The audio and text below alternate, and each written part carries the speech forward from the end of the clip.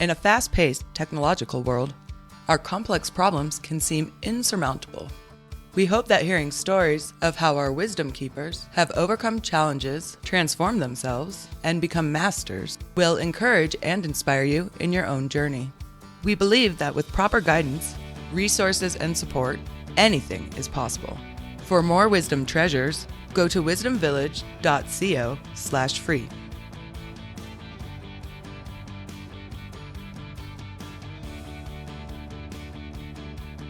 Welcome to the Wisdom Village podcast. My name's Mike, and today we have Dr. Kristi Helvig. You are a PhD, a CPC, among various other things you do. Absolutely.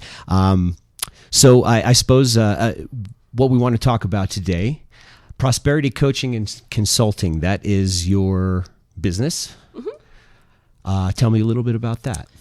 Yeah, so I started out years ago with my PhD in clinical psychology, so did more the traditional sort of therapy route. So I worked in some high-intensity settings, dangerous offenders, state hospital, a locked unit for youth corrections. And from there, I became the lead psychologist for the Mental Health Center of Denver. And ran the internship program there, and very rewarding. And then I had kids, and it all shifted, as it does, and decided I wanted more flexibility. So went back and got certified as a coach. So this was like 15 years ago, because my oldest is 15 now. And I've been specializing in life and career coaching since then, with incorporating a mindfulness component to that. So I had a cognitive behavioral background as far as my training for psychology, and then adding in some mindfulness, law of attraction, that sort of thing. Cognitive behavioral is more focused on basically how the thoughts you think impact your world. They impact the decisions you make, your behaviors, and I believe that sort of everyone's perception of their world is their world. So how do you sort of change how you think to change what you see out there? So a lot of this, I mean, this is your coaching, prosperity coaching and counseling is for that kind of career-minded someone to. Some people it's for career, other people it's for life things. A lot of people have just goals in life, and it's weird with the career thing. I have this mix, half and half of lawyers, doctors, CEOs, and then on the flip side, creatives. I work with actors, and again, because I can work with people all over the world, I work with people in LA, so I have musicians, actors, authors, which, again, the creative side, those career people have a special place in my heart because I'm also a published science fiction author.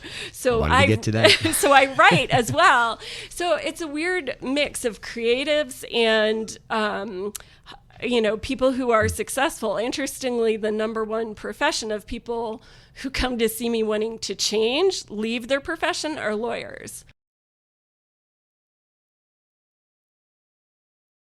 That was a real pleasant thing to discover about you when I looked you up. An author, even better, a science fiction author. How does that connect to what you do as a profession? Yeah, that's an interesting question, how the two relate. I mean, I think, and my books are very apocalyptic, world is done kind of thing. But I think the tie-in, thinking about it is, at the end of the day, what's most important. And so in the books, even when everything is gone and you've lost everything, does all the money in the world matter? Does all the power matter if there's nobody left, kind of thinking?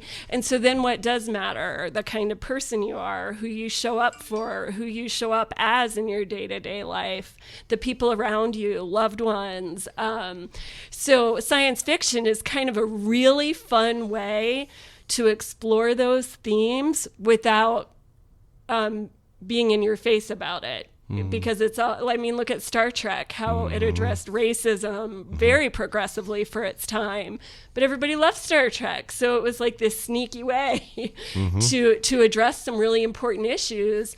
And I think that, I talked about this at a Comic-Con presentation that, sci-fi writers, fantasy writers, I write fantasy too, you just have such a great opportunity to address important issues in a way that's non-threatening because it's made up, it's pretend, even though it addresses real life issues.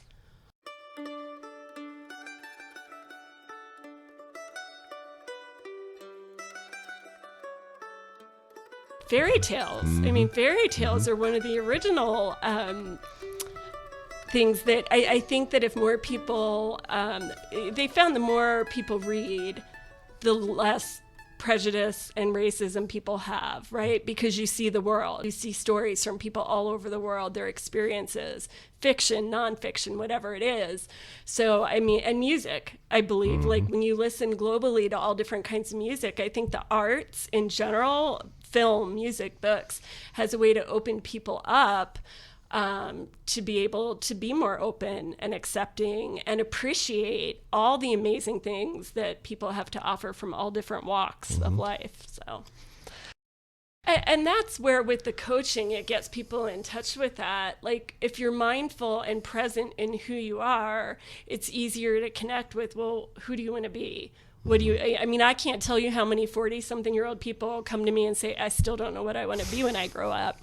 And so it's helping them navigate that process using mindfulness, using who you are, not shoulds, not what does society think you should be, what did mom and dad tell you would make the most money, or your peers tell you should do with your life. What do you really want to do? And that's hard for some people if they haven't lived according to their own belief system. I think there's things happening all over the world, and there's always going to be things that are not in line with good, basically. But then it's how do you show up? What do you do with that? And so people who are artistic, I mean, look at some of the most amazing music came out, from the Vietnam War. I mean, look, the Cranberries, actually, their song actually changed the course of things over there. So I think that, you can use the anger, the frustration, or the sadness, or the fear, and turn that into art. Art can be really powerful as a way to heal, bring people together as well. Again, whatever form that is, whether it's books, music, paintings. And you can reach more people at once with a song or a film or a book than you can one-on-one. So you don't have to be any particular scholar in any one genre to appreciate.